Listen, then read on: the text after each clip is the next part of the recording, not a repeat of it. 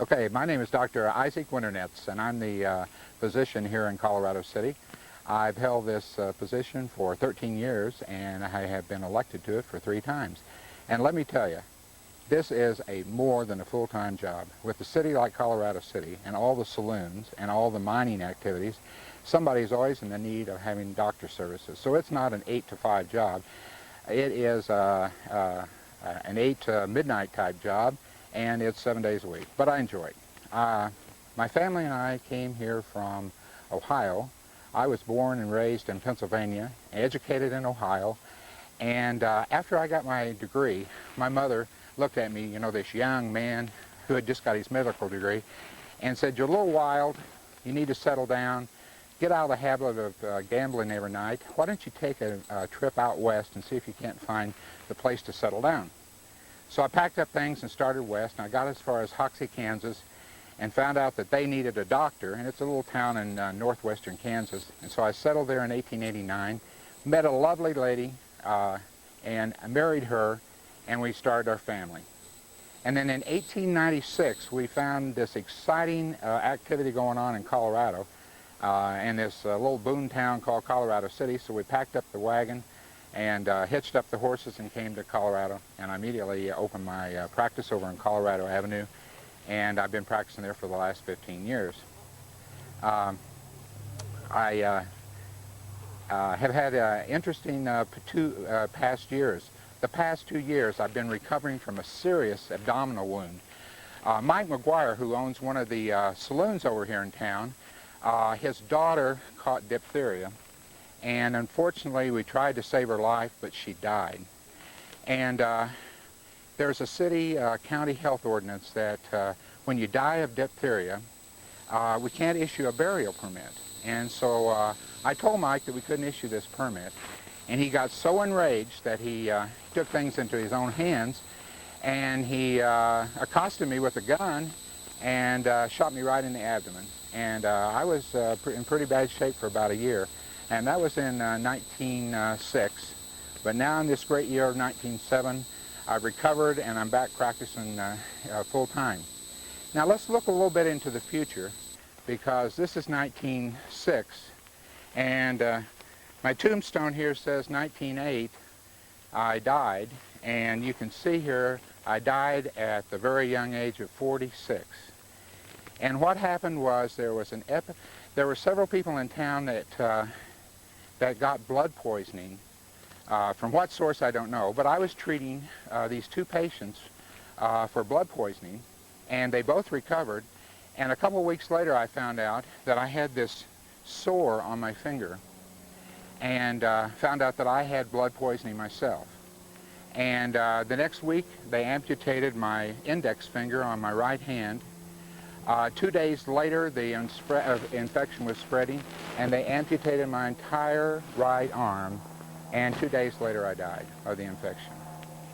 And I was a Mason, very active in the Masonic Lodge, and my funeral procession was one of the grandest that had ever been held here in Colorado City. Everybody was in their regalia and their fancy costumes, and they went from our house over here on Colorado Avenue, marched right down here to the cemetery, and put me to rest here. Now, our story doesn't end there. I was the son of a doctor. Of course, I was a doctor myself. Our son David, we had 2 children, David and Elizabeth. And David practiced law in Colorado and Colorado Springs, and was on staff at Bethel Hospital, which now is Memorial Hospital. He died in the early 50s, and he's buried right there with his wife and one of their children. Our daughter and her husband are buried here. And my grandson David, who was my son David's son, was also a doctor. I never had the opportunity of meeting him. He practiced law in Colorado Springs, and he died in 1980. So the men in our family didn't have a history of living long. I died in my 40s. My son died at 61, and my grandson died in his 60s. We're all buried right here. We've had a very rewarding life. In fact, some of our family still lives here in Colorado Springs. Thank you for coming today. Hope you enjoyed.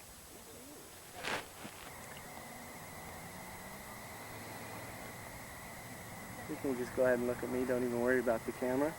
First of all, tell me what your real name is and spell it. Jessie Bass Jones. Go on. Is it all spelled proper? Beg pardon? No weird spellings in there? No. Okay. No. J-E-S-S-E? I-E. I-E. Okay. It's actually Jesse Lou, isn't it? Well, it is, but I don't use the Lou. And what's the character you're playing? What's her name? Amanda Robinson. Okay, and go ahead and tell me a little bit about her, about you. About me? What about Amanda? Oh, about Amanda. Amanda was my grandmother, and she was a slave. And she and her mother ran off from slavery and came west. And she married my grandfather. She met my grandfather in New Mexico. They were married and had 7 children. And they finally settled in Colorado Springs. And one of their daughters, who was my mother, married Jesse Bass, who brought a big horse to General Palmer. And General Palmer got him to stay here. And the family moved out to Glen Erie. And that's where they lived for quite some time. After escaping slavery, why did you come to Colorado? They wanted to get away from, they were in Baltimore, Maryland, and they knew they had to get away in order to be free. Why Colorado? Well, after she married Charles Robinson, he loved Colorado so that they started up north. And that's where they settled, in Colorado Springs. And what did he do for General Palmer? What was? My father was one of his coachmen, and my grandfather, Charles Robinson, was a cook for the help. He wasn't a cook for the general. He was cook for the help, the yard men and the washerwomen and the cleaning women. He was that kind of a cook. Anything else? Any interesting stories? No, after the general died, my father bought a home on West Colorado Avenue, and that is where I was born. And we just sold it about 5 years ago. It's across from Long's drugstore there on West Colorado Avenue. Okay, thanks a lot.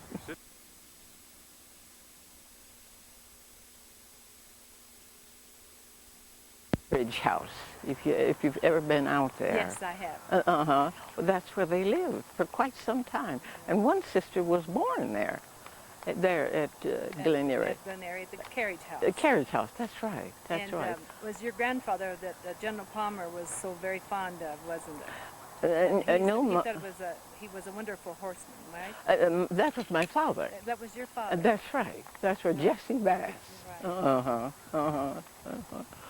That was really very interesting. Thank you. Thank you very much. And I read about it in Newport in the Rockies. Oh, yes. And then I did some docent work over at Glen Erie, and I thought it was all that history was extremely interesting. Interesting. My oldest sister has written a book, and it's on sale at the Pioneer Museum. And what's the name of the book? A Black Pioneer Family. Oh, yes, I've seen that book. For goodness sakes. Yes, I'll have to get that book now. You'll have to get it now. Yes, I will. Hello. This is wonderful. What's the Lou Bass Jones. And is there a plot here for you? Yes, we had my grandmother was buried right here. And we had a headstone years ago, but it finally weathered. It was wooden. And it finally weathered, and they took it out. And we have meant to get a new one, but we keep forgetting. Well, this is a good Isn't that opportunity. awful? Isn't If that we start awful? having an annual tour, you'll want to have one. Want to have one. That's right. That's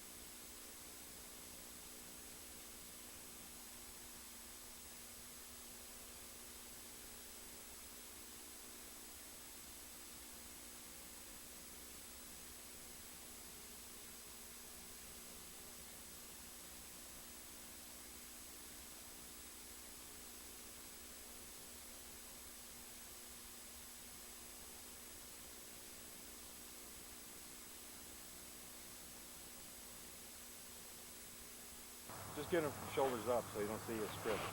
Okay. My name is J.C. McCrary. We had visited. My name is J.C. McCrary, commonly called Mac.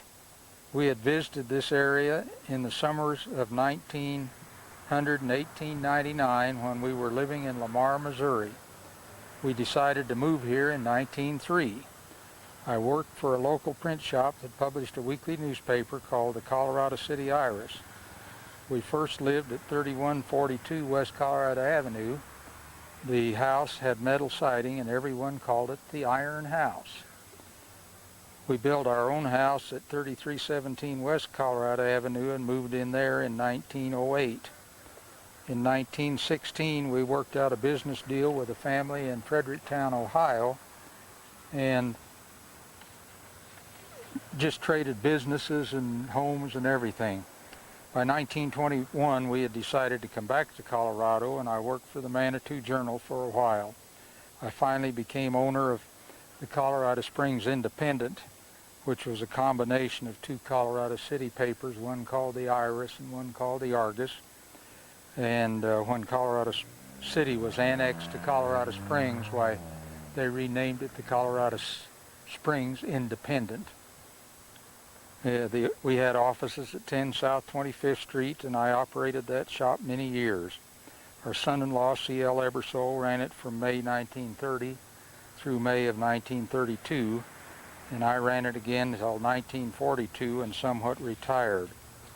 Our daughter had moved back here in 1925, and our other daughter lived in Denver, so we enjoyed them and our 3 grandchildren.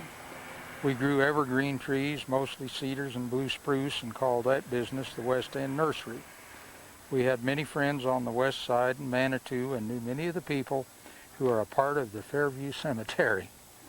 Thanks for coming to the OCCHC Cemetery Crawl, and we hope you enjoyed it. Okay, anytime you're ready. Should we do it with these folks? Yeah. They want to get a little tapey, so we'll just bring you up here, and you'll be our audience. How will that be? Okay. You know, come on up here. Trying to be in the shade. Oh, okay. Let's put you over here. This is the shade over here. Okay, how's that? Okay. I know what you mean. Go ahead. You can stand right in the shade. Get out of the sun completely. Pull up. You come up here a little bit, you'll be out of it. Just out of it. You're getting close. They want to do some taping. Are you ready then? We'd like to welcome you folks this afternoon to our cemetery crawl. I'm going to begin by introducing myself a bit. And my name is Anthony Bott. If you'll notice over here, I was born 1835 and I died in 1916. Now my wife over here, she was born 1842 and she died in 1909. Now she died about 7 years before I did, but being a bachelor for those 7 years wasn't too bad because actually I didn't get married until I was 62, so I'm kind of used to being a bachelor.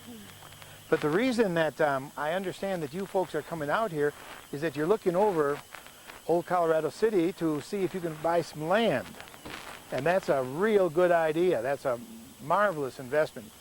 Now, you know, I've traveled these hills back in here, and there's no gold up there at all. Absolutely no gold. And your best bet, if you're going to make any money at all, is buy land. Now, you buy these lots that we have for $100 a piece, but you'll sell them for $500 to $1,000 a piece. Now, that's not a bad deal. So we just like to encourage that. Don't let people talk you into going up and investing in gold. You'll never make it. Actually, I started out that way. I was like everyone else. I was born in France. I only was there a couple years as a baby.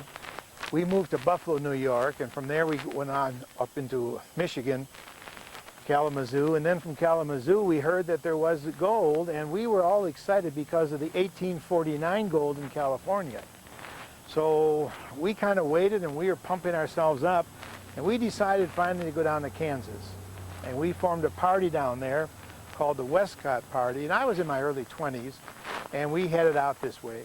And I could tell you story after story about what happened on the way. In one case, I got so sick that they put me down in one of the wagons, and after I was in that wagon for a while, I couldn't stand it. I had to get up and finally I had to walk. But I got so tired. So I sat down along the way and I fell asleep. And the wagon went on without me. Oh, no. And then some Indians came along, and an Indian chief actually directed his braves to pick me up and get me on a horse. And there are about 2,000 Indians in this particular band, and they caught up to the train and gave me back to my people, and we got over here safe and sound. There are two interesting stories I always like to kind of relate. I came out here, as you know, to prospect. I ended up actually being the father of old Colorado City. And I bought a lot of land. I gave this to the city because we had 2 cemeteries here. The first one was a disgrace. The second one wasn't bad, but we had to move that. And then we have this, and this has turned out to be a very beautiful cemetery. But one of the stories was there was an Indian, they call it the massacre. I don't know if you ever heard the Sand Creek Massacre. You ever hear that? Well, I was on that. I was with them, and we had about 600 soldiers. And we decided after the scalpings and the raids and everything else that the Indians did, that we decided that we were going to head out and we were going to teach them a lesson once and for all. So we finally caught them in Sand Creek, and there were about 6,000 of them there. And we killed about 1,000. And the others scattered. And so what we were trying to do was kind of get our gear back in shape because we want to head back to old Colorado City. And you know, all of a sudden I saw over on one side there's a lady standing with a little boy, one of the Indian mother standing with a little boy. And a shot rang out and she keeled over. Somebody just wanted her dead as well. Now that's kind of sad. And so I bought the boy for $20, and I was going to bring him back here and raise him as a good Christian. And then in the afternoon, just as we were just getting packed up to go, another shot rang out, and the little boy keeled over, and for no reason whatsoever he was killed. Well, I put a $100 reward out to whoever shot him. I wanted to know because we were going to bring him to trial, but we never found the culprit. The other thing that you might be interested in is over here is the Masonic emblem here, and I was very much involved in the Masonic order, and I was with the Knights, being a Shriner in the Knights.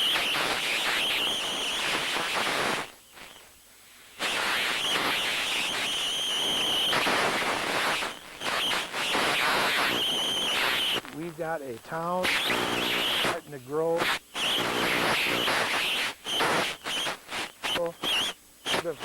Pikes Peak, we've got the Fountain Creek over here. We've got everything. For heaven's sakes, if you're going to invest your money, invest it in land.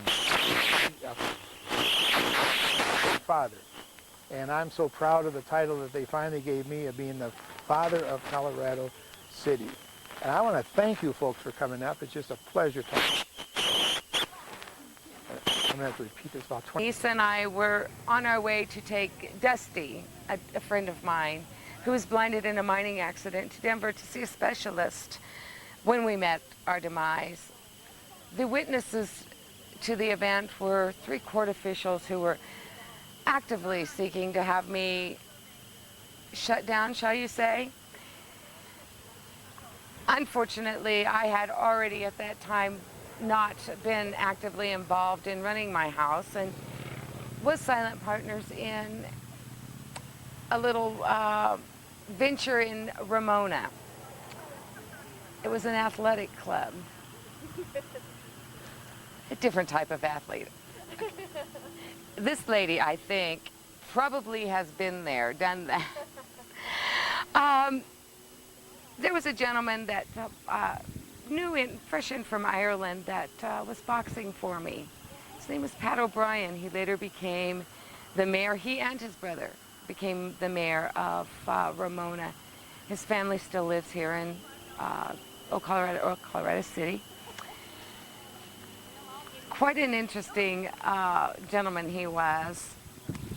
Little Irishman, quite feisty.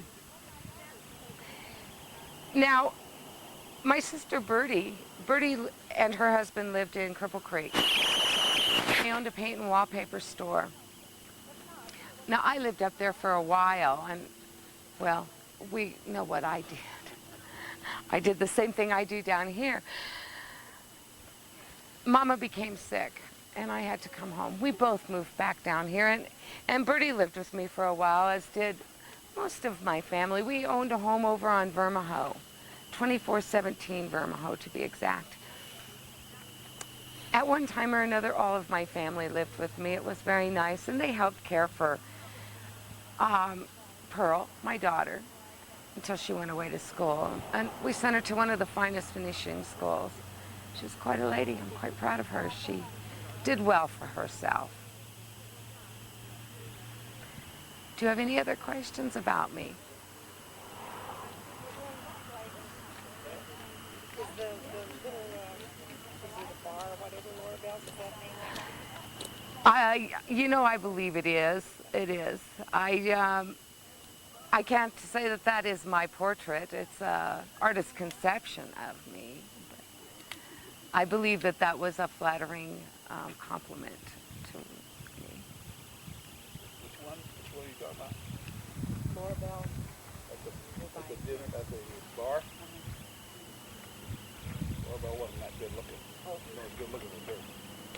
The original picture we gave. I've improved with age, have I not, Dave? I've improved with age.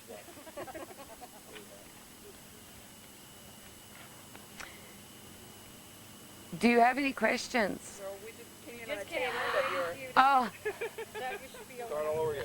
well, I really don't have one. I had a business here in Old Colorado City. I was a good businesswoman. Very good businesswoman. He was one of my better clients. Don't let him fool you.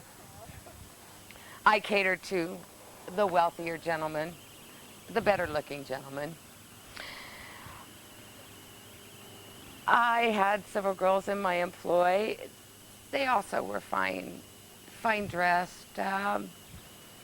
We wanted to cater to the higher society. My house was called the Trilby, and it is now located, or is the name of it is Mountain View Care Center, I believe, on 26th and Caceres. That was the Trilby. Interesting that it came to that. My niece Laura and I were killed together in an accident. We were taking a minor to Denver. It was a friend. He was blinded in an accident, and we were on our way there.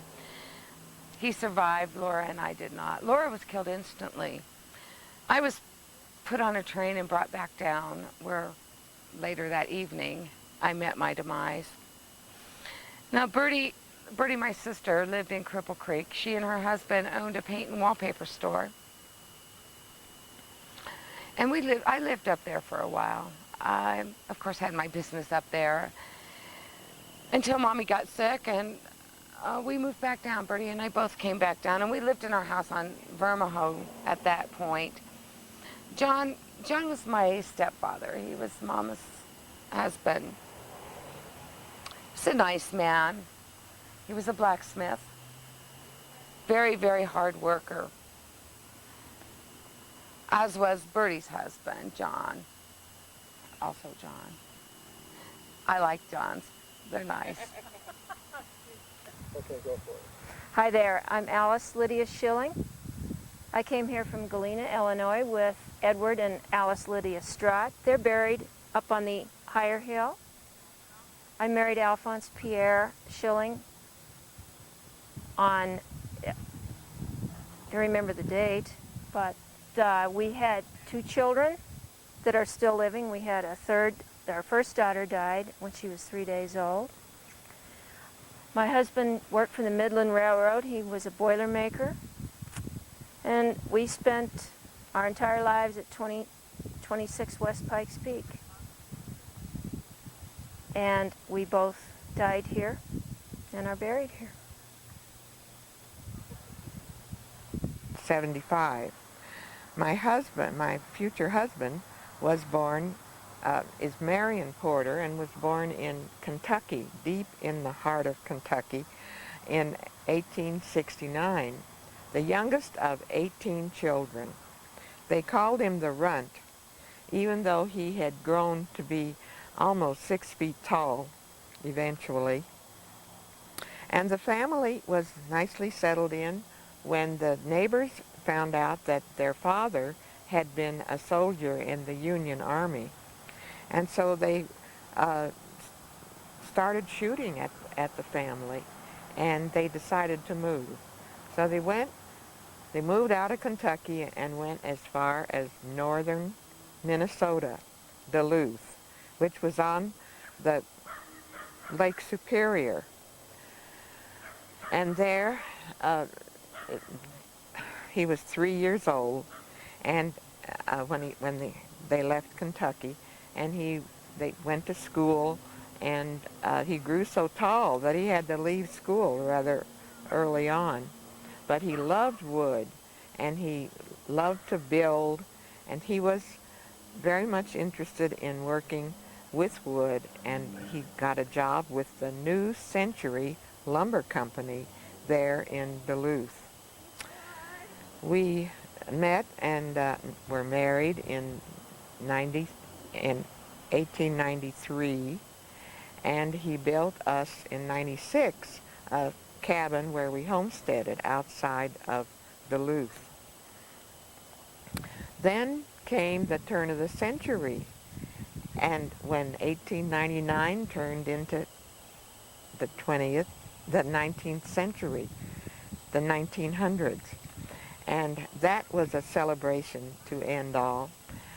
The fireworks that went off over the Lake Superior and were reflected in the water were just gorgeous. I was 25 and he was about 32, and so we were among the celebrants who drank the old year out and the new year in with champagne and wine and beer and cider and fruit juice. And the bells were ringing in all directions till about an hour into the new century. That was really a wonderful time for us all. He continued to work for the lumber company and went out and around and inspected the lumber camps that were around Duluth, deep in the woods. And he contracted consumption, or tuberculosis, at one of them. And since he was a member of the Woodmen of the World fraternal organization, he was eligible to come out here to Colorado and attend the sanatorium that was north of Colorado Springs. So we piled our son and luggage into a 3-year-old Buick. This was 1913, and drove out to Colorado. And it was some trip, because Marion never did get the hang of driving. And it was sort of hilarious and other things too along the way. But we finally made it, and he was settled in the sanatorium, and my son and I were living in a small house in the neighborhood of the sanatorium. And then he was cured in just 2 years, and it was after that he wanted to go east of Fountain and have hogs and pigs and butcher and sell meat products to Colorado Springs and the hotels in the Springs. So we did that for a couple of years through the World War I. And then in the 20s, he decided that he wanted to build some cabins along North Nevada. And he built the first tourist cabins in the area on North Nevada. He built a second group near Monument at the turnoff, and that was eventually called Porter's Corners, because there were 4 corners right there at the turnoff to Monument. Then one day he was wanting to upgrade, put plumbing in the cabins, and a couple of revenuers, being from Kentucky, that's what he called them, they were really bureaucrats, came by, wanted to see his building permit. And he said, "Ma, go get the deed." So I did, and he brought out the deed, and he showed him the deed. They said, "That's not enough, we need a building permit." "Ma, bring out the shotgun." And so I did, and he aimed it at the revenuers, and they left, and they were never seen or heard from again. Now remember this, because something happened that is related. Well, we had a good life. He raised clover, and he had bees, and he carried clover seeds in his pocket and scattered them whenever he was out walking. So the area is now covered with very healthy clover. He finally died at 80, and we had bought this lot, this double lot, before he went into the sanatorium, because we didn't know whether he was going to live or die. And so we became acquainted with Colorado City at that time. And he was buried in his work clothes, just wrapped in a sheet and buried in a wooden coffin right here. And I too was buried in my nightgown because I died in bed. But to go back, it was rumored that he was very near with his money, but he had some buried on the property. And so after he died, of course I knew where it was. After he died, I dug up the mason jars that were under the cot that he rested in. And the government, I guess of Colorado Springs or the county, bought the property. And I moved here to Colorado City, and everything on the properties was bulldozed. It was all bulldozed and disappeared, destroyed totally. And I think probably because he didn't have a building permit, they remembered. But I did have the money from sale of the property and what I had dug up in the jars. So I lived a quiet life until I was 88 and wrapped up in my nightgown and buried right next to Marion here on this double lot that we had bought in 1913. What happened to the son? He went on to the west, farther west, and we lost track. That could happen too back in those days. This is Kathleen Lamont. Actually, my husband couldn't be here today for the fact that he's downtown doing a meeting. Oh, I got a little scratch, I'm sorry. He had a meeting tonight, but I can tell you a little bit about him. He started out in Scotland, and he was raised and educated there. And then when he came here, he decided that you could do anything in America. So when he came here, he decided he wanted to be a reverend. So he was the first pastor of the church, Bethany Baptist Church downtown, which right now is the historical center right now. And that's off of Old Colorado City, road off of 24, I believe, across the street from the park. But after that, he's, well, actually me and him were against drinking. So when we started out our pastorship together, we decided that we were going to pray against the churches the saloons. There was 21 saloons, and we prayed against them, and 3 of them started to burn one night. And so my husband got up and started saying, "Praise God," in the middle of the street. And praise God, praise God. And as these firemen were working their butts off trying to get these fires out, they turned all of the hoses on him. And he started to freeze. So all of the church people that was there actually carried him back to the church to thaw out. And after that, he decided he would get out of that. And he started in real estate after that. And he did very well in real estate too. And he stayed in that for a little while, and then after that he went to run for Senate, and he became the senator. And then I died, and he went on to be senator for 5 years after my death, and then he died. And he died a very painful death from what I heard, because it was an illness, a long-drawn illness. And I guess that's the end of the story. But he was a very well-known, liked person. We now play baseball on him. But Mr. Peck, he came out here when he was 16 years old. And he went down here to Colorado Springs High School, which you all know as Palmer High School. And then he came up and he worked for the Newton Lumber Company, which is now the Army-Navy store at the top end, the west side of Colorado City. And before long, he had his own wagon and team.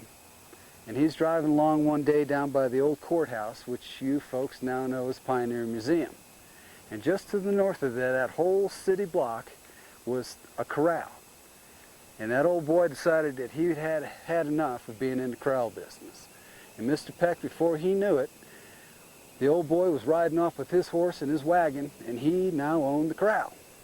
And he spent the next 23 years running that corral. And he was very successful. And it was amazing because it was right at the end of the horse era. Mr. Peck ushered the horse era right on out before the automobile just did him in. And at his height, he could do 60 horses at a time, plus cattle and pigs, and you could imagine what it smelled like. And then at one time he had a carousel there that he could ride a whole team of horses and wagon right on it, unload the whole thing, and then turn the whole thing around and drive it back off. And now I could just imagine when a team had never been on that before that everybody would go and watch.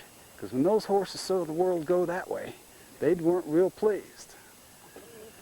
And then he had a big old barn there made out of bricks, which is pretty fancy for that day and age for a barn. And I expect I had probably 10, 15 kids shoveling all day long. And then there used to be the American Lumber Furniture Company on one corner, which I believe is still there. And then there was a hardware store and a grocery store on another corner, which means that with all the farmers coming and going with all their produce and their animals, we're probably the first shopping mall in Colorado Springs, because everything that there was to be had was right there. And in 23 years that I ran that corral, never once had anyone reported to me that anything was stolen. Of course, we can thank Mr. Colt for part of that, because the rough boys realized that I was not going to put up with their foolishness. And then, of course, I died in 1957, and I was born in 76, excuse me. And if you know your numbers, that was exactly 100 years after we told the British goodbye. And then when I died in 1957, I was so stubborn that I would not even learn how to drive a car. I refused. And then, of course, if you know that corner there, the city now has a parking lot on top of my corral. And that's about all there is for Mr. Peck. But my grandmother up here is just finishing, and she's got a good story she'll read you. She's an actual descendant. Modern stone. I'll have to tell you why the stone is modern. I was a pioneer madam up in Cripple Creek. Cripple Creek was just a little mining town, and then when they found the gold, everybody said, well, that Bob Womack really did find gold, and it's called Cripple Creek. Let's go up there. So from a little town of a few people, it was suddenly a tent city of thousands of people, mostly men, very few women. So I said, opportunity. So I became a pioneer madam. I was doing a very fine business up in Cripple Creek. I had lots of customers. There were a lot of men and very few women. And I was making good money there, but I decided I didn't want to spend the rest of my life doing that kind of a job. So I thought if I took the money and closed up my facilities up there and came over here to Colorado City, and did not do this business anymore, maybe my reputation would be improved and it wouldn't follow me. Wouldn't you know, my reputation followed me. It wasn't very long before the people in Old Colorado City knew that I had been a madam. I wasn't a madam down here. One day, I think this is pretty suspicious, the curtain just went boom, and I just lived in a little log cabin like Anthony Bott built, and you see my curtains here got on fire, and the reason they got on fire was because I had lamps like this around. This is a kerosene lantern, and it's glass, and it has this very flammable material here, and it fell over, and I did just what I shouldn't do. You young people know, what are you supposed to do if there's a fire? No. What do they tell you in school? Stop, drop, and roll. I didn't do that. I did just the opposite. I ran, I was panicked, and I was trying to put out the fire, and I was running. Here's what's suspicious. Who is out near my burning house, my log cabin, but the chief of police and a constable. And they're the ones that threw me to the ground, and it was in December, late December, almost Christmas. They took snow and put out the fire with the snow and their clothing, their coats. They took me to the hospital, but I was burned over most of my body, and I was really suffering, and I died the next day. But before I died, this was late December, like 22 December, before I died, I told the attending physician, I said, you know what's suspicious? 18 months ago, I had a fire that was similar. It suddenly poof, in my barn. And out there, I ran out to help my horses. I had one horse die in that fire and 2 dogs. And don't you think that was kind of suspicious that, you know, the fire was 18 months before this fire? Well, I got this new modern, see my modern? And it's very modern. I didn't have that for 75 years. I didn't have a marker here. But somebody asked, did they know exactly where I was buried? Yes, they keep good records, so they know I was here. But the reason I didn't have a marker is I didn't have a lot of money left from my giving. Like the day before I died, I bought a ton of coal and distributed it to the families that I knew had young children, or the families whose father had died recently up in a mining explosion. And I was always doing nice things like that, but I didn't want everybody to know. And so the madams knew that I had been a madam, so they paid for my funeral, and they buried me here. But it was 75 years before I got this marker, and the reason was a fellow that was a banker on the west side and was also our mayor, Bill Henderson, and he belonged to a service club. He talked his service club members into collecting money, and they were going to do something on the west side, because those downtown clubs were saying, the west siders aren't doing anything. So Bill Henderson got the money together, and he was going to put this tombstone up. When the wives said, oh, I don't know, I don't think you should spend our money and the club's money on a madam's tombstone. So we're backing out.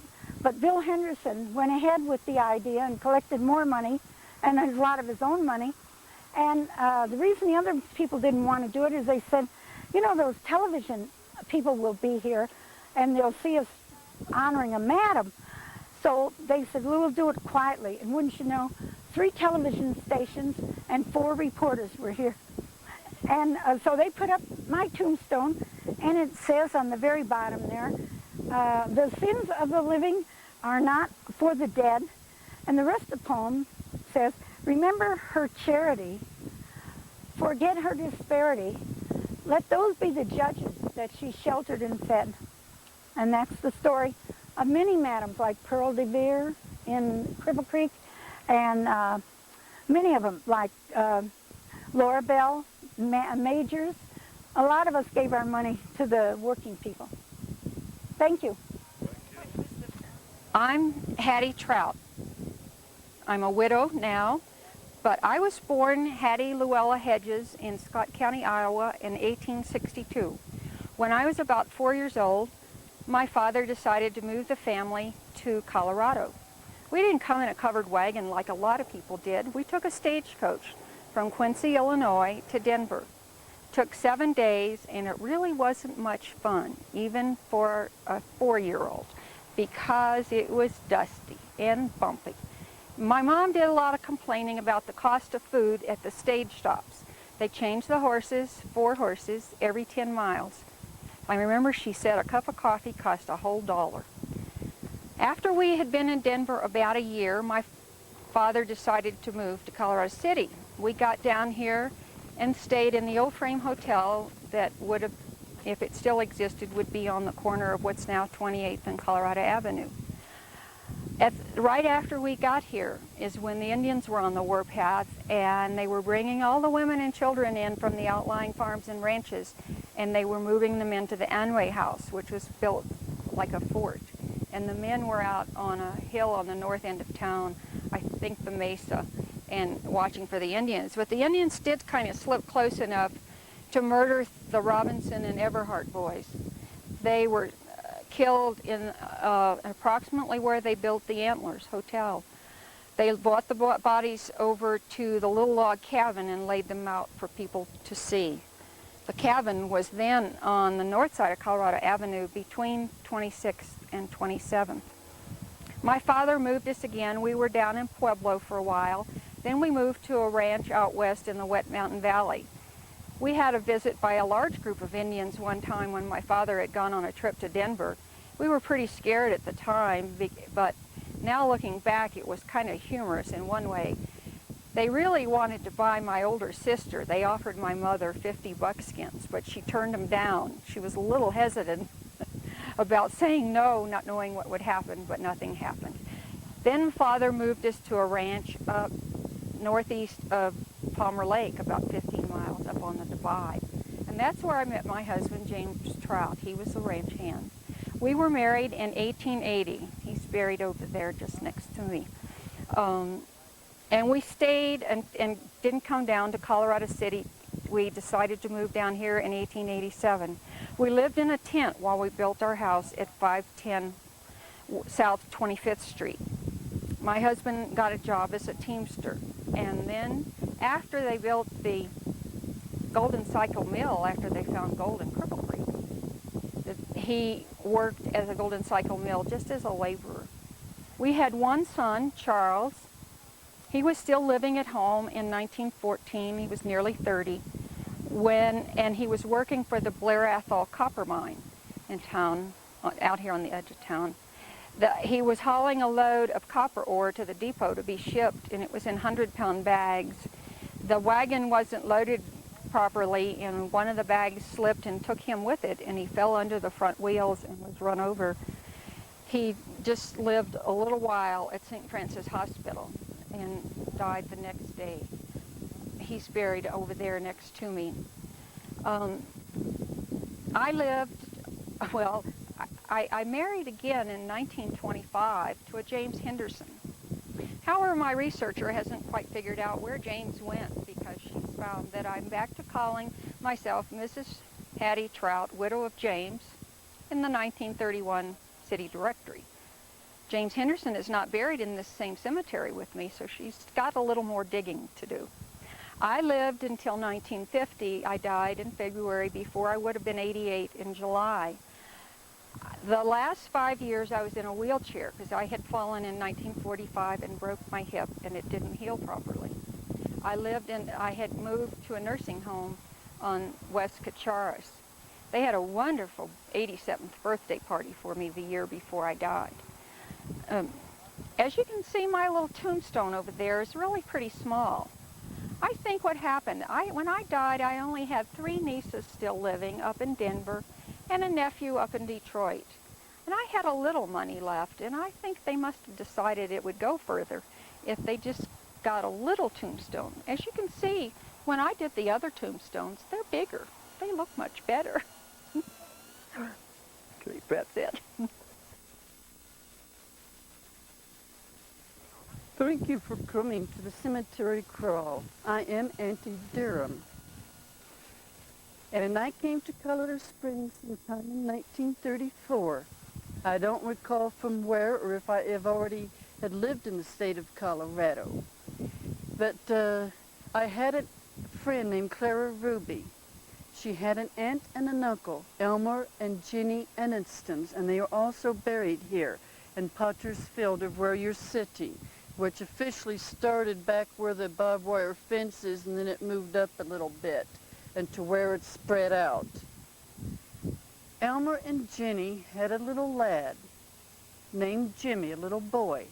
And the poor little fella, back in the 30s, a lot of children are born with this problem, and some were not. But he had a problem with his throat and his esophagus that didn't quite meet up. So the poor little guy had died of starvation. And he and his parents, Elmer and Ginny, are buried here in Potter's Field, and I don't recall if they have a headstone or not. Elmer and Ginny, I would walk from my shack, which was in the Red Rock Canyon area over here, belong up above your little embankment, the little hilltop there, and I would walk from that shack over to Elmer's and Ginny's to get some food, for I was poor and starving. I was penniless, I had no money, and this is what I would do, and thousands of other people would do. I wasn't the only woman. And a lot of people would get used to this. So I'd walk over there to their little house, and I would get fed, and when I would leave, they'd give me some more food to come back to my place. Hopefully it didn't get dark before I made it back to my shack. And this is what a lot of people would do, and I am what you call a squatter. And this is what they would do, was beg off of somebody. Like, brother, could you spare me a dime? Have you got a slice of bread? I haven't been eating for a few days. And I also want to mention that Mr. Blunt, the owner of Blunt Mortuary, had felt a concern for me. And he let me be buried here in the pasture where you're sitting. And without no headstone, I died sometime in 1937. And I don't recall of what. And I don't remember exactly when 1937, and those were what you consider as the Depression years. But this is where I am, and it's been very nice and peaceful all these years, and I've been very happy here. Is there any questions? So you were not married? I don't recall. Okay. So the people that you came basically to beg from were relatives of yours? Some were and some weren't, and if I could get to their place, I would. And so you had no way, you had no living, so you had no way of making your own money? No, I tried and nobody wanted me. I was filthy, I was poor, I was a colorful character, but I was happy, I was pleased. I had the good Lord up above to help me to get along by and by, and until my death in 1937. Thank you for coming to the cemetery crawl. Just don't step on me when you leave. Well, it's hard to know where you... Hi, my name's Edward Baxter. You can call me Ed, though. I'm going to tell you my story. It's not a very happy one, but hopefully it's useful to some of you people out there. I was born in 1862 back east, and I worked for the Wichita, Kansas newspaper called the Daily Eagle when I was a young man. I had a wife and a son, and my life was going pretty good. I was one of the head writers and was on the editorial staff and had a happy life. But being a young man back then, I needed more excitement in my life. So that's when the card games and the gambling got under my skin. And that was my cup of tea. I started getting into gambling pretty heavy and drinking. Well, being at the gambling tables 36 hours straight or more was hard on a person. So to help calm me down, the local drug back then of choice was opium. It was readily available at the Chinese laundries and from the Chinese laborers for the railroads. It was cheap and it worked good.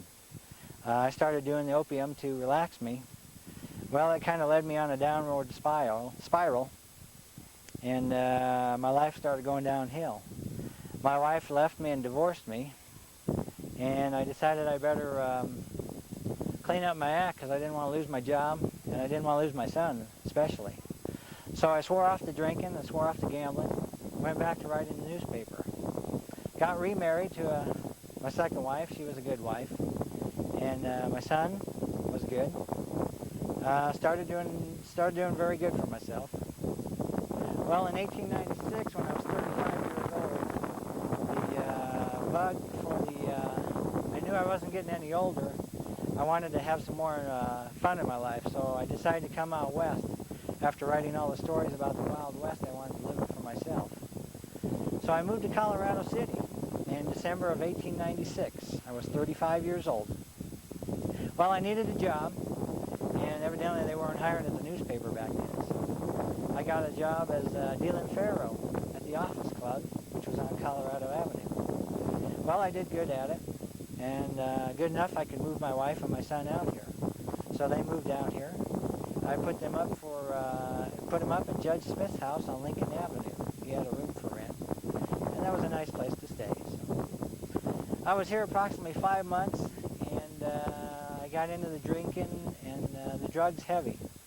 And in May of approximately May 17th, on a Monday morning, about 9 a.m., after a long, hard night of dealing cards and drinking, I was really tired and I needed some relaxation. So a couple of buddies of mine, J.B. Knott and a James Wasserman, decided to go down to Samwa's Laundry and partake of some opium to relax us.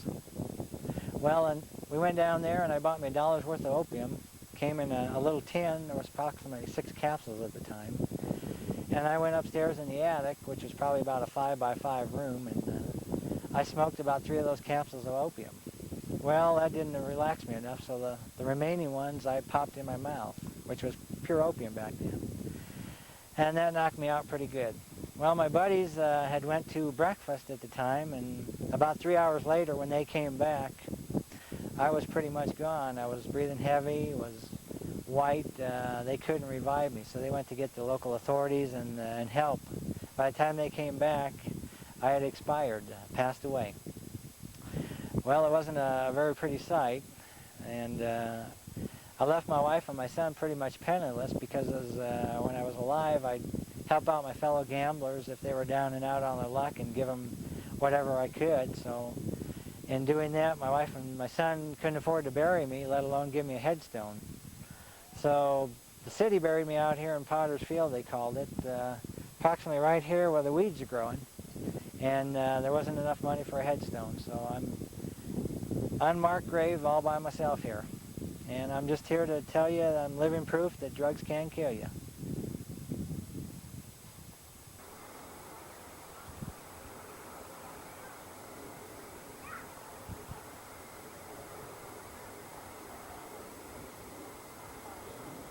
Whenever you're ready. I think I'm going to take this off because it kind of flies around.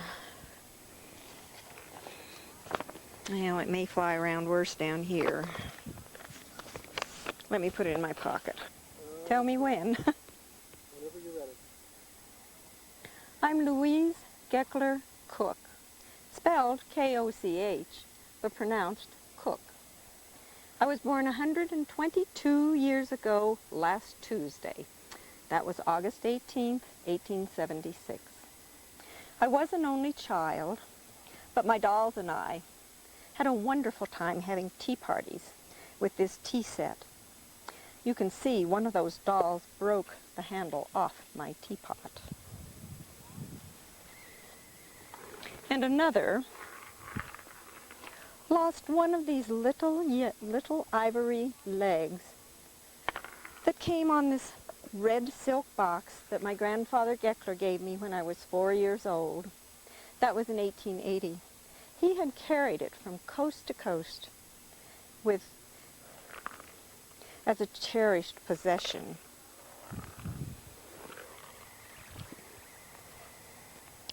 I came to Colorado Springs in 1901 as a young woman. By 1909, I had to divorce my husband, Mr. Jenkins, and the Gazette published the fact that it was for non-support. 2 years later, I married Ferd, short for Ferdinand, Cook, And from that time on, my friends often called me Cookie, K-O-C-H-I-E. My husband and I owned and operated a drugstore in this handsome building at 2506 West Colorado Avenue. It has an ornate cornice with brackets, lovely arched windows, and dentils and corbelling.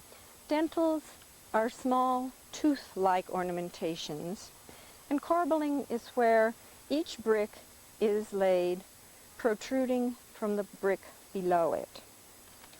There were 3 drugstores in Colorado City, so the competition was fierce. And Mr. Cook had the first 1-cent sale ever there. That's where if you buy one item, you may buy another like it for 1 cent. Here's some iodine that we dispensed in Colorado City, Colorado. And it says poison, caution, and has a skull and crossbones on it.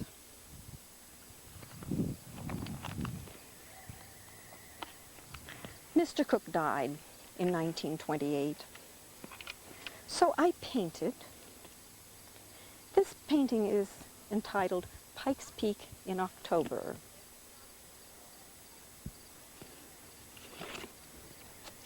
I painted in my studio way in the treetops at my home in Bear Creek Canyon, which is just a mile and a half up 26th Street in Bear Creek Canyon. My house has a beautiful stone fireplace and a smallish tin tub. And I died in 1961. I was 85, but I was still using the cave hollowed into the hillside at the back of my kitchen to cool food. I wrote poetry, and I grew beautiful roses, yellow and pink, at the entrance to my home.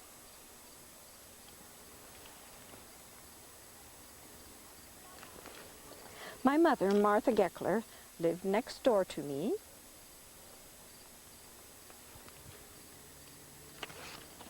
And this was her Christmas card in 1930.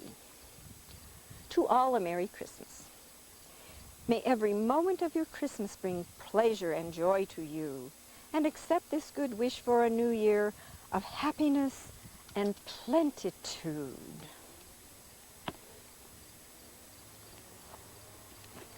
In 1919, friends from Indiana, from Lyons, Indiana, came here because the father had tuberculosis. My mother and I invited Etta and her 4 children up to Bear Creek Canyon for a picnic.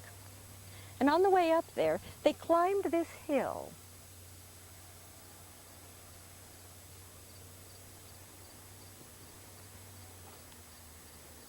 And they thought they'd climbed a mountain. Etta may be the only woman in the world that had an X in both her maiden and married names. She was a Maddox, and she married a Bixler. Well, it happened that very day, the son of friends of mine who had lived in Colorado Springs, but had moved to Cleveland, if you can believe it, came to visit me. It was love at first sight. So when Mary Bixler married Leo Richardson, and they had a little girl, because my mother and I had introduced them, they named her Martha for my mother and Louise for myself, and I am that little girl. And I have lived in Bear Creek Canyon for 46 years. So I wanted Louise to be remembered today. Okay, we're rolling. Rolling. Good afternoon. My name is Dr. Isaac Winternetz, and I'm the city physician here in Colorado City, and I've held this position for about 13 years. It's a wonderful summer afternoon in 1906, and I wanted to tell you a little bit about my background. I was born in Pennsylvania to Bohemian parents, and my father is also a physician who practices in the state of Pennsylvania. I was educated in Ohio and received my medical degree in Ohio. After getting it, I practiced for about a year in Ohio. After 1 year, my mother called me aside and said, "Isaac, you're not fitting the image of a doctor. You need to settle down. You shouldn't spend every night in a bar and a saloon, and when you're not there, you're in a gambling casino. So I want you to seriously change your image and pick up and think about going out west, where there are all kinds of opportunities for young people, especially with a degree like you have in medicine." So I thought, what do I have to lose? I packed up and I started west. I arrived in a little town in northwestern Kansas. The name of it was Hoxie, Kansas, and I quickly found out that they didn't have a doctor, and they quickly found out that I was a doctor, so I set up my practice there in Hoxie and became settled. About a year later, I met this lovely young lady by the name of Nellie Huff. Nellie was a local girl there in Hoxie, and she and I fell in love and were married in 1889. Now, she was only 17 years old when we were married. We started our family. We have 2 children, David, who was born in 1891, and Elizabeth, who was born in 1892. About the mid-1890s, 1895, we began to hear about a lot of exciting things that were happening out in Colorado in a boom town called Colorado City. A lot of people were going out there. Mining activity had started. It sounded really exciting, and we also found out that they were in need of a doctor. So we packed up everything we had in a wagon train, hitched up the horses, and headed for Colorado City. Now, we arrived in Colorado City. I immediately set up my practice down here on Colorado Avenue, and I've been practicing there for the past 12 or 13 years. Now, I'm just recovering from a pretty serious injury that I got about a year and a half ago while treating a patient. Mike McGuire, who is one of the saloon keepers down on Colorado Avenue, his young daughter contracted an illness which we quickly diagnosed was diphtheria, and she subsequently died. And as the attending physician, according to the county medical laws, I was not able to issue a burial certificate for the McGuire's daughter because of the infectious disease. This enraged the McGuires because they were going to have to provide for some other burial process. And Mike took things into his own hands and came back to my office with a gun and demanded that I issue him a burial certificate for his daughter. When I refused, he shot me in the abdomen, a serious incident, and it took me about a year and a half to recover from that incident. Hello, ladies. I'm Dr. Winternitz. I'm just recovering. We're talking in the year 1907. Nice summer day in the year 1907, and I'm just back in full practice after being out of commission for about a year and a half with a abdominal wound that I suffered when one of the saloon keepers shot me as a result of not issuing a burial certificate for his daughter who had died of diphtheria. The county laws didn't permit us to issue such a certificate, and they would have to make other burial arrangements, and I got shot. But I'm back in good shape now, and I'm practicing medicine again. And let me tell you, an exciting town like Colorado City, if they're not getting beat up in a saloon, which we have a lot of saloons, and they get into fights, and they require medical attention sometimes, I am attending to some gunshot incidents because sometimes those fights proceed to where people get shot. And with all the mining activity that's going on around here, people are getting injured in mining accidents. And I'm also attending to the Ladies of the Night establishments in Colorado City. I've been selected as the physician of choice over there, so this takes some of my time too. So it's an exciting practice, and I'm very busy, and it's all very rewarding. My lovely wife Nellie and our 2 school-age children, David and Elizabeth, we love Colorado City, and we're having a fun time. Now let's move a year later into 1908, and things changed for me. My practice is still very successful, and while attending to a young man who has contracted a serious infection which has resulted in blood poisoning, And blood poisoning was pretty serious in these days, because unless you contracted it very quickly, it spread very quickly, and most likely would cause a death. Well, we were able to administer the medicine very quickly, got this young man on the road to health, conquered the infection, and he was released from my care, only to find out a couple of days later that my index finger was terribly swollen, and I immediately determined, and it was confirmed by another doctor, that I had the blood poisoning in my index finger as a result of an infection. 2 days later, I had my index finger amputated. 2 days later, the infection was still spreading, and they amputated my entire arm at the shoulder, and I died the next day at age 46. A tragedy for a young family, a successful doctor, a young family being raised in Colorado City. If you look at the obituaries that are in the paper, I am a Masonic member and also a Woodsman Lodge member. But the Masonic people were so proud of my involvement with the Masonic Lodge that they staged the largest funeral procession and funeral that had ever been experienced in the state of Colorado. The services were held carrying my body over here to where I was buried. My wife continued to live in Colorado Springs for the next 30 years. She died in 1938, and she's buried here beside me. Our daughter, Elizabeth, married a gentleman by the name of Thorson.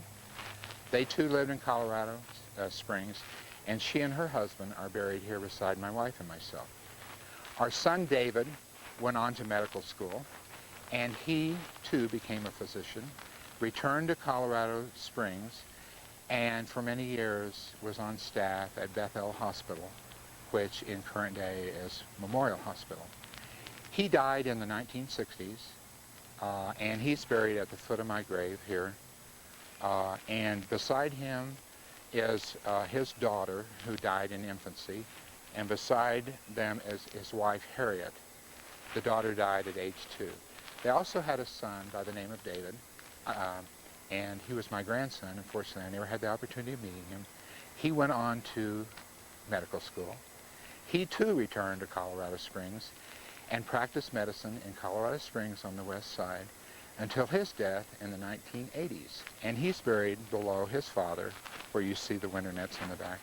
So you can see in this family plot in this cemetery, we have 3 generations of winter nets males, all doctors, all practiced in the city of Colorado City or Colorado Springs, and were very instrumental in the history and the shaping of this area.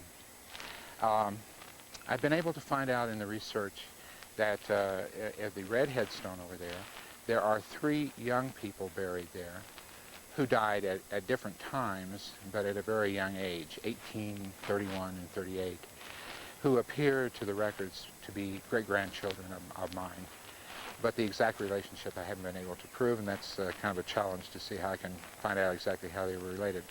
I've also found out in the last day that a lot of people who are natives of this area know a lot more about my family than I know about my family, and so they suggested that I call the Winter Netses who still live here in Colorado Springs and find out more about the family.